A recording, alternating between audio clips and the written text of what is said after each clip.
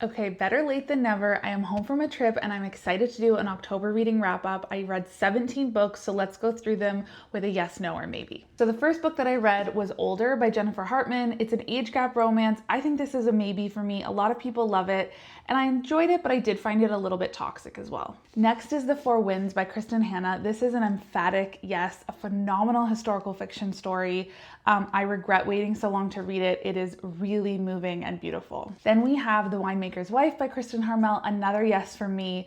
One of her classic World War II historical fiction books. You can't go wrong with her storytelling. Definitely recommend. We have Broken Country by Claire Leslie Hall, another definite strong yes for me. I loved this story so much and the audio narrator was fantastic. Another definite yes is Heart the Lover by Lily King. I loved this story so much.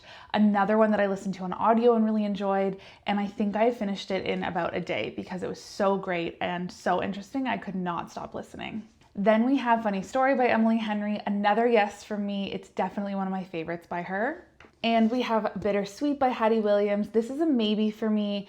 I think it's an interesting literary fiction book, but it's also quite toxic, so I would definitely check your triggers before you read this one. I also listened to Friends, Lovers, and the Big Terrible Thing by Matthew Perry on audio. I think this is probably a maybe for me. Next is If It Makes You Happy by Julie Olivia. This is a definite yes. It was a super sweet Gilmore Girls-esque fall romance. Then we have The Paris Seamstress by Natasha Lester, another yes for me, a great World War II historical fiction by a favorite author of mine. Kristen Harmel's When We Meet Again, another yes. Clearly I had a great month of reading because I'm recommending almost everything.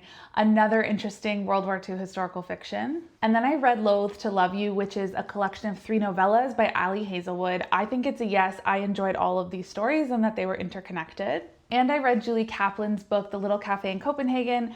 I think this is a maybe. I enjoyed reading it because I was in Copenhagen when I read it, and so there was obviously a lot of connection there for me. But I think as a romance or as a story, it's probably a maybe. I have also listened to a whole bunch of cowboy romance books at the recommendation of my sister. I tried this new genre. Cash by Jessica Peterson was the first one that I listened to. It was free on Audible at the time. It may still be if you're interested.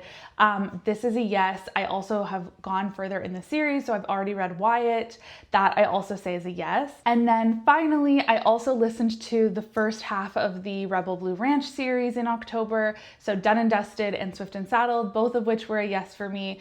This is a whole new genre. Again, my sister influenced me on this and I am so glad she did. It's my new obsession. So definite yes on the whole series for sure. So that's my October reading wrap up. Let me know what your favorite books of the month were and if I should check them out.